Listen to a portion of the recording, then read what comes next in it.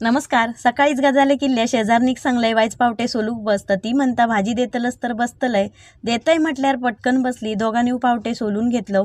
भिजत घालताना पावटे स्वच्छ धुवून घेतलेले म्हणून सोलून झाल्यावर चाळणीत घालून वायच पाणी बुडी धरलंय. गॅसवर कढई ठेवून तेल गरम झाल्यावर बारीक चिरलेलो कांदो टमाटो नरम होईसं परतून 1 चमचो आला लसूण पेस्ट वास जाईसं परतून घेतलंय. 1 चमचो काश्मीरी मिरची पावडर, वायच हळद, 2 चमचे घरगुती मालवणी मसालो, पाणी घालून मसाले चांगले परतून त्याच्यावर पावटे आणि बारीक चिरलेली बटाटी घातले.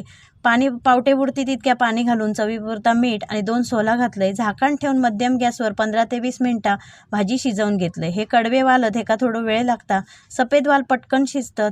मग हे भाजी शिजल्यावर त्याच्यात 1 चमचो वाटाप घातले. वाटाप तुम्ही तुमच्या आवडीनुसार घालूक शकतास. 1 उकळी काढून गॅस बंद केले. वरसून कोथिंबीर घातले. झणझणीत पावट्याची उसळ तयार झाली. हेका वालाचा बिरडा सुद्धा म्हणतात. डाळिंबीची उसळ म्हणतात. आमच्याकडे तर हेका वरणे म्हणतात. तुम्ही काय म्हणता